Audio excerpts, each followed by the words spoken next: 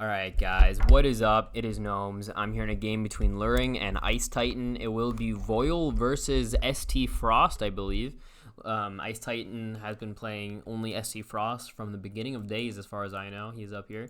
And Luring is actually a PS4 player, but he is Battle Master, so he's actually quite good. I've played him against him a few times. He does alright. He is playing Voil here, and Voil are also a very strong battle group, so definitely should be a good matchup because... I think that SP is pretty strong, or at least Voil are very strong, and then ST is pretty strong, right? So the Frost idea. We'll have to see how it goes. We do have the Voil Wind Striker here with Surge Voil, 7 base speed and Pounce. I mean, it's hard to say. Like I think that there are a lot of good Voil, and Wind Striker is one of those champs that always just about gets like egged out of the field for me, or edged out of the field for me. There's so many good Voil, and I just don't think that Wind Striker ever makes the cut for me. There's just too many good Voil. Like if you have Voil Stalker, you're generally just gonna go to Voil Stalker, right? Or if you want to go the what's it called, the exotic, hold up, the Conqueror, for example. Also, like, this is an aggressive champion, right? So if I'm looking, hey, I'm looking for a aggressive champion that goes in and is tanky and is worth it, right? That's what this is trying to say. 78 Nor for that. And you have Pounce and Surge, and then Wind Striker. Of course, this only works on flying champions, so that's why this is not always good. It can be, though. But other than that, Surge generally is good in Voil, because Voil do deploy a lot, but on the other hand, slightly expensive. But now if I look at, for example, the Voil Conqueror, which has Conqueror base, Bulwark base, so you deploy this champion with 3 other Voil out, and he's already at, he's at 60 HP, 65. Conqueror puts him at 14 damage. So, I mean, Voil Conqueror kind of just always edges out the Wind Striker for me. He's even cheaper, the Conqueror, by a little bit. And then let's say if you want more beaters, you're saying, hey, I need more beaters, then I would still play probably, Lance you're always playing. Let's see, what else?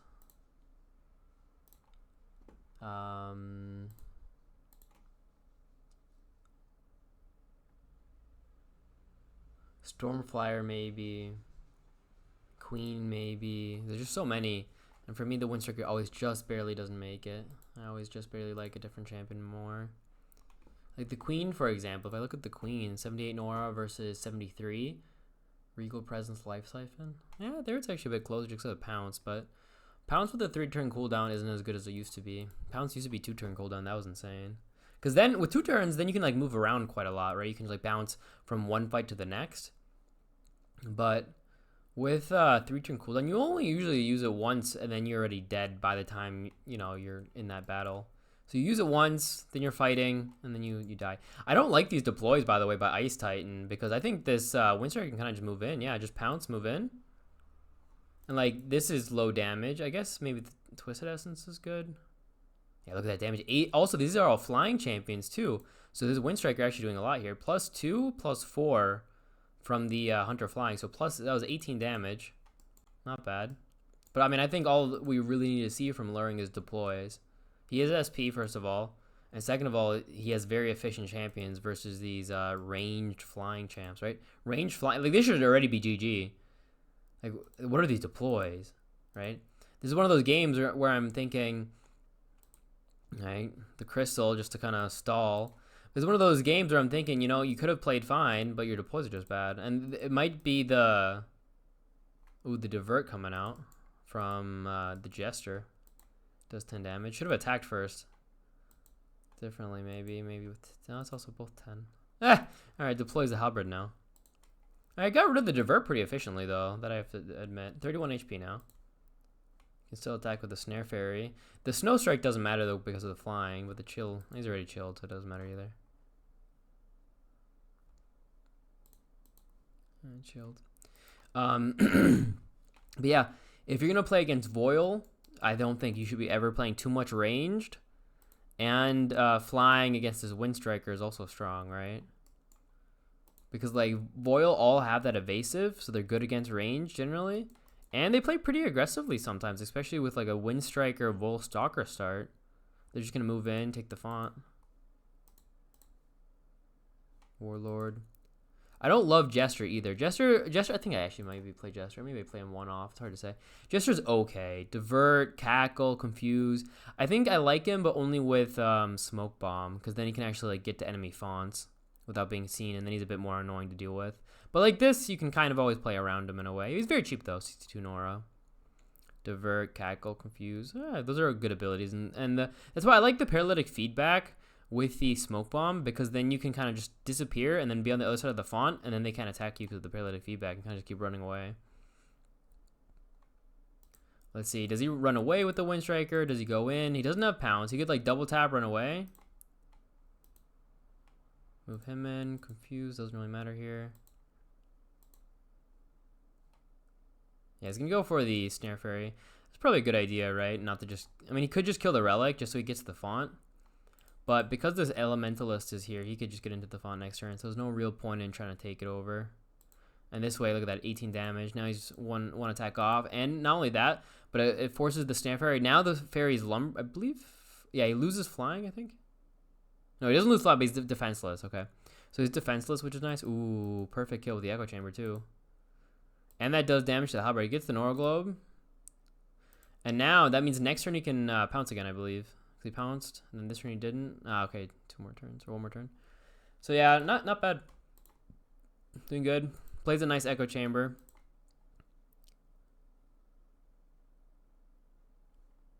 Though interestingly, it didn't distract the Mage Bane. Because of the Halberd here. The Halberd is gives Iron Will. That's why. I didn't see that for a sec. Alright, gonna play another Arctic Bolt, because he did have the recharge, so he was able to now use this again. There you go, he's at 8 HP. Does he have the kill here? 13, yeah, 13 should be fine for the kill. So this is a kill, but he doesn't get the Nora Globe, right? And, oh, it's, okay, he gets the kill with the dot, but still, it's not he doesn't get the Nora Globe, and that's the biggest thing, right? So this Echo Chamber is still here. It can go off in a few more turns. Like, it has to be dealt with. That's what's so strong about the Echo Chamber, right? Not even that it's going to go off again, but, like, you know, always in the back of IceTitan's mind, you have to think, fuck, I have to kill this Echo Chamber soon because it will go off, right? And you have to keep calculating, counting, when is it up again? And you have to keep worrying.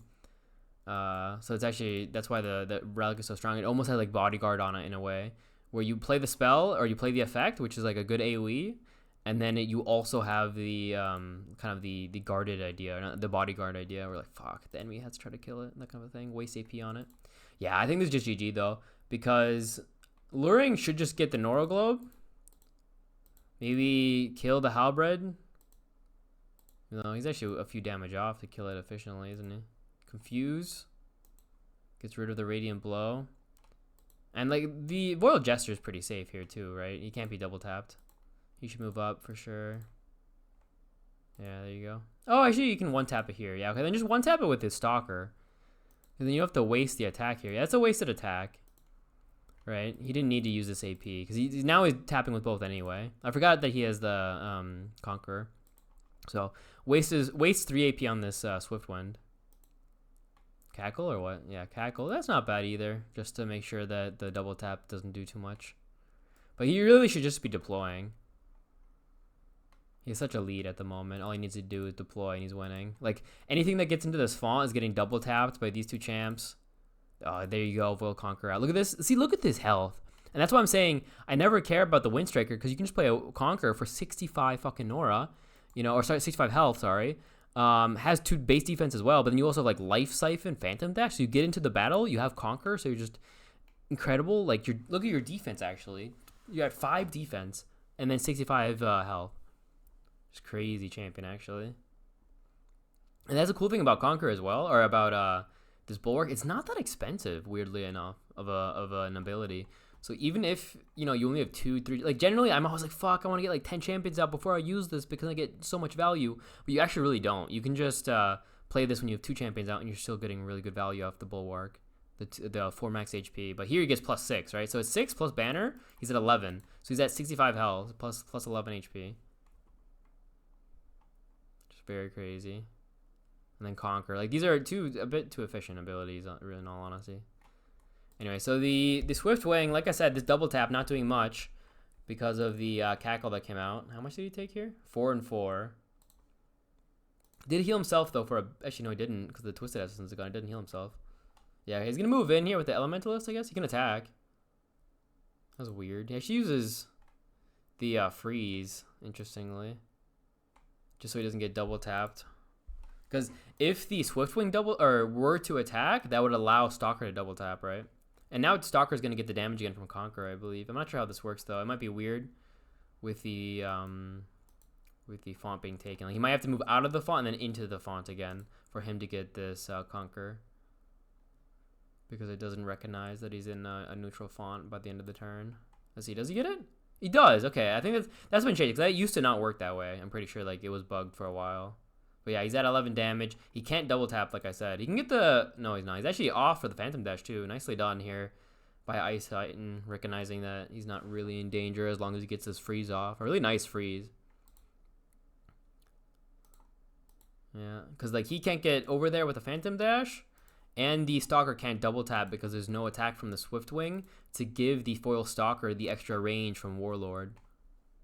Yeah, Voil Courier, also an insane champion, actually. Not like the highest damage or anything, but just like high utility. Well, okay, plays another Echo Chamber. Kind of cracks. Now the stationary Frostvine can only attack these Echo Chambers. Can't do anything else. Yeah, the Frostvine is stuck here to only attack these relics. Also, that stops the recharge. So there's going to be no recharge for the Arctic Bolt or Freeze. 11 damage. Anyway, I was talking about the Courier. Courier's one of those, also, again, a champion that is, like, not the highest damage, right? 11, 51 HP with Banner. But what's so insane is, like, the utility you have on him. You have 1-3 range, which is very efficient. That's what I think about Voil is because you have the natural evasive, you want to play at range. Ooh, the Cleanse. He can teleport now. And he can use the abilities. But it is 45 normal for this relic. It's really expensive. It's a nice Cleanse, but it's really expensive relic. Yeah, but so you want to stay at range with Voil because you have the evasive anyway. And then a champion with 1-3 range, you can always kind of just like keep kiting. And then you have Illuminate, Dispelling Blows, Distracting Blows. So you have Illuminate and Distracting Blows. So you stop your enemy from attacking or using abilities, I mean. And they have 0 defense. So like just incredible like setup of, you know, abilities to just attack with, even if he doesn't have the highest damage. All right, gonna attack the Swiftwing Wing. That does allow him to get 4 health back with the Elementalist if he wants to attack once. It's not a kill though. Ah, yeah, okay, he has to do this. He had to use this Arctic Bolt because he couldn't just attack. It wouldn't have been enough for the kill. Freeze. Very expensive champion. Like 76 Nora for this is always a bit meh for me. Like I've seen it do incredible work before, but I don't know. A bit weird. All right, attack. All right, we can see the this Phantom Dash go off, and then I think the Elementalist should be dead, right? Ooh, the dodge because of the elusive leap. I forgot about that too. Because now he attacks once. That causes the Phantom Dash to go off. Then the Voil Conqueror attacks once, and then he attacks once again. And then that's just 3 attacks. So attack, attack, attack. And that's just definitely a kill, yeah. No, this is wrong though. Let's move up 2 more. I wonder if he's going to try to do it on the Frostvine. I don't think that's the right idea. Yeah, he misses this. I think this is a misplay. Because now he's going for the Frostvine, which is like a tank, right? This is just a tank. Like, why would you go for this kill and not for the kill on this Elementalist at 76 Nora? Like, yeah, he gets this teleport over, but I think he should have definitely gotten for the Elementalist here. He doesn't even have the kill. Yeah, that was a bad play. Yeah. And now he survives low. I mean, does he have maybe like a... He VPs, okay. I guess that works. I guess if he was using the VP, it's okay. He's not afraid of the Elementalist. Said, okay, I'm gonna go for this this tanky champion. It's kind of scary, and then not go for the, you know, relative support champ. With the VP is okay. I think if you had the deploy there, though, I think the right idea would have just been to kill the Elementalist and deploy. You are SP, right? So SP just wants to deploy 90% of the time.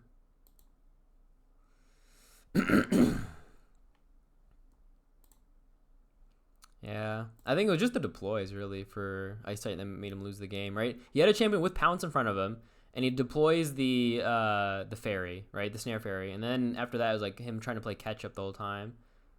He really just needed a different deploy than the snare fairy and it would be fine, or the snare fairy turn later, also fine. But all right, here's the frigid barrier. But look at this, 51 HP still. Like frigid barrier, he's still at full HP. Oh, okay. Only hits once though. Can't hit both of them. Yeah.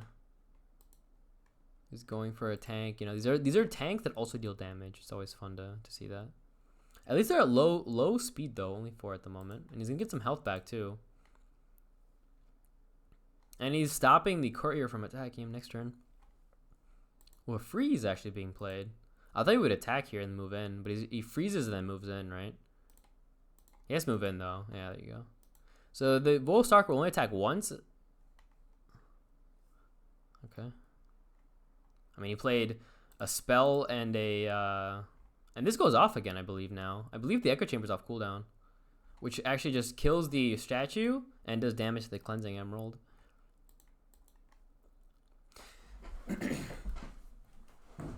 I think statue's up. Hits all 3 of these. Yeah, there you go. There's the Echo Chamber again. Yeah, see? It's so crazy sometimes. I mean, I think 45 Nora is fine for it. I don't think... It's weird because this is one of those relics that at 50 Nora, I'm not playing it. But at 45, he might be too strong, you know? It's one of those relics. Like at 42 or something is where he's perfect. Like 42.5 is like the perfect Nora cost for this relic. 42.5 Nora is good. And anything more than that is too expensive. Anything less than that is not. Because sometimes you don't get that much value. Because there's a few things you have to think about. One, you have to deploy, like you have to place it. So it's not like a spell where you can throw it far away from your champs. And 2, it's not that large range. I don't know. It's 4 spaces, I guess. That's okay. But yeah, he played a spell, a relic. He's not playing any... He played an equipment here with the Everfrost. So we'll just see deploys, and he's lost. It's already 4 versus 2 right now, right? And he doesn't have any attacking champions on the board. Could see another Confuse as well. Just Confuse again to get rid of the Twisted Essence. Confusing him would also be interesting, but not needed as much. Probably just confuse him.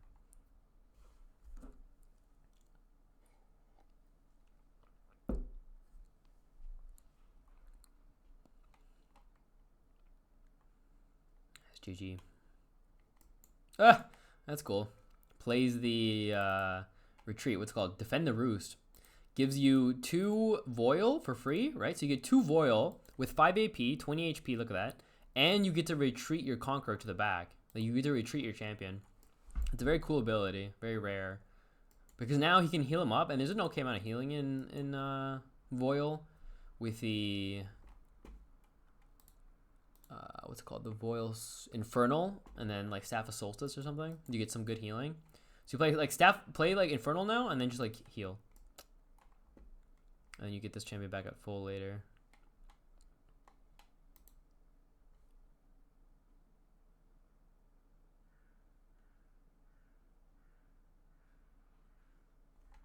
Alright. Plays the Arctic Bolt. The Cleanse again went off though, at least. So he's not... I guess that's why the Confuser wouldn't have mattered. I didn't think about that. Dumb on me. Ooh, it is a kill, but he's just playing spells against SP. Like, playing spells against SP, that's exactly what you want, right? If you're SP and your enemy is playing spells, you're happy as hell. It's one of those weird things. The only spells that, like, sometimes beat you are, like, AoEs, because you have a lot of champions on the board. But, like, if you're playing Moga and you get AoE down, then you're not happy. But, in general, if your enemy is playing Relics or equipment or that kind of stuff, then you're winning. Like, that's why the factions that beat SP are the ones that can like deploy efficiently when it comes to like armor and health. So like SL and ST actually have a pretty good time against usually. Ooh, he has a double tap here. He's gonna pull double tap, and that's 24 damage. It's a kill. He won't get the font though. He gets both Nor globes, but not the font. Oh wait, yeah, there you go. GG.